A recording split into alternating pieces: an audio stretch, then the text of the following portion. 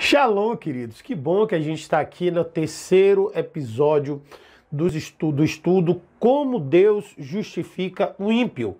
E nessa terceira parte, nós vamos aprender um pouco mais sobre esse tema tão maravilhoso que é como Deus justifica o ímpio. Se você está gostando desse estudo, então assine o nosso canal, clica aí no lugar onde tem inscrever-se, compartilhe esses vídeos, esse conteúdo com outras pessoas para que mais pessoas saibam e conheçam a profundidade do amor de Deus. Então vamos agora dar continuidade ao nosso estudo maravilhoso. À medida que a gente continua com essa revelação do apóstolo Paulo sobre essa obra multifacetada da justificação, vemos que ela continua a ficar mais rica e completa a cada versículo. Paulo começou mostrando que a justificação vem através da redenção que está em Cristo Jesus e traz o perdão dos nossos pecados passados. Ele então mostra que só pode ser recebido pela fé. Na parte 3, descobriremos como Deus usa a justificação para alcançar aqueles que foram considerados inalcançáveis. Deus justifica o ímpio. Paulo faz uma declaração muito reveladora quando escreve que Deus justifica o ímpio. Romanos 4,15. Isso é diferente do exemplo da justificação de Abraão.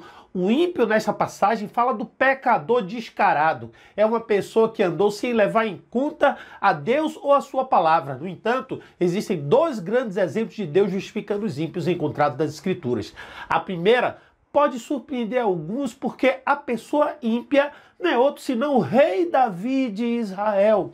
Embora Davi fosse um homem segundo o coração de Deus, quando Deus o escolheu para ser o rei de Israel, houve um período em sua vida em que ele estava longe de ser tal pessoa. Davi não apenas cometeu o adultério, mas na sua tentativa de encobrir o seu pecado, incluiu a morte do marido de Batseba, Urias.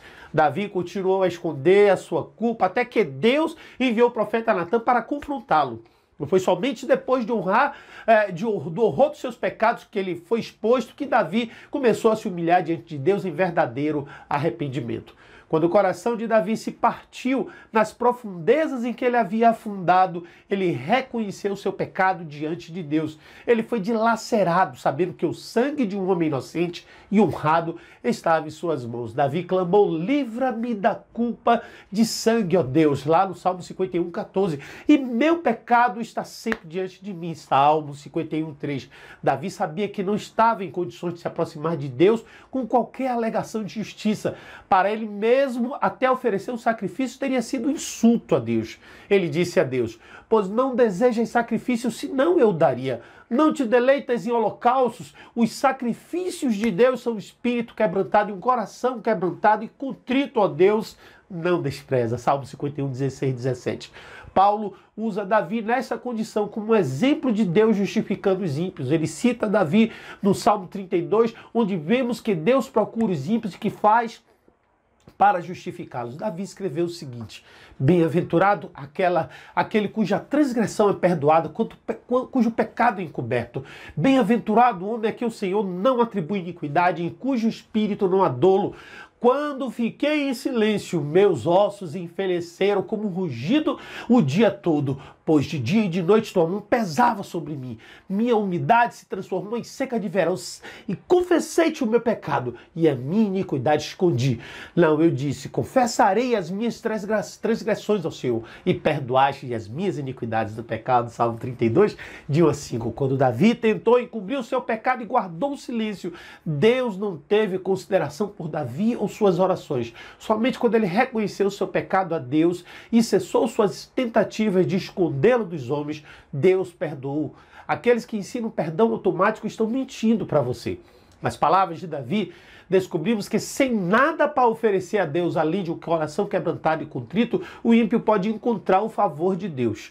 Davi não veio com sacrifícios e obras religiosas. Em vez disso, ele se humilhou em um verdadeiro arrependimento e invocou o Senhor. Sua fé, que vinha do coração quebrantado e contrito, era a única justiça que Davi podia oferecer a Deus. No entanto, isso era exatamente o que Deus estava procurando.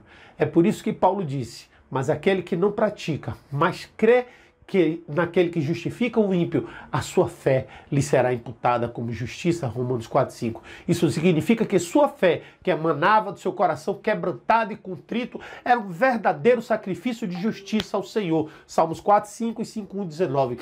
Davi não foi redimido pelo sangue de Jesus Cristo, mas descobriu que Deus perdoaria suas transgressões e cobriria os horríveis pecados de ontem. Sua grande iniquidade não seria contada contra ele, porque na tristeza, segundo Deus, segundo os Coríntios 7:10, ele ofereceu a única coisa que Deus está disposto a receber de uma pessoa ímpia.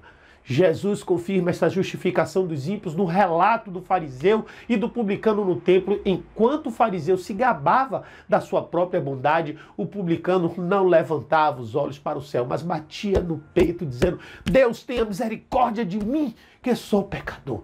Este pecador penitente tinha o mesmo coração quebrantado e contrito de Davi. Falou, Jesus disse: este homem desceu justificado para a sua casa e não aquele. Aqueles que se aproximam de Deus com obras religiosas em vez de um coração quebrantado e conflito e contrito sempre serão rejeitados pelo Senhor. Mas Deus está sempre disposto a justificar os ímpios se os ímpios estiverem prontos para se afastar da sua maldade e confiar em Jesus Cristo. A paz com Deus. O próximo aspecto da justificação, conforme revelado pelo apóstolo Paulo, é a paz com Deus. Paulo disse: sendo, pois, justificados pela fé, temos paz com Deus por nosso Senhor Jesus Cristo, Romanos 5:1. Isso fala de uma cessação das hostilidades, que significa que a guerra entre nós e Deus acabou. No versículo 5, Paulo diz: pois se quando éramos inimigos fomos reconciliados com Deus pela morte do seu Filho, Romanos 5:5. Mais uma vez Paulo disse aos Colossenses: e vós, que outrora fostes alienados e inimigos em vossa mente por obras iníquas, agora ele reconciliou. Colossenses 1:21. O pecado em seu coração e mente faz com que você seja inimigo de Deus. De fato, Paulo nos diz: a inclinação da carne é inimizade com Deus, pois que não está sujeito à lei de Deus, nem a verdade pode estar. Romanos 8:7. Como descobriremos as declarações posteriores de Paulo, as coisas que nos tornaram inimigos de Deus são tratados nessa obra redentora de justificação por meio de Jesus Cristo. Nossa guerra com Deus acabou. Esse é o terceiro artigo da nossa série de estudo sobre a justificação do ímpio. Espero que você tenha gostado. Fique atento, porque o número 4 já está pronto e para ser lançado. Se você está gostando dessa série, então compartilha com o máximo de pessoas possível. Manda aí para os seus contatos. Envia aí para muita gente, tá certo?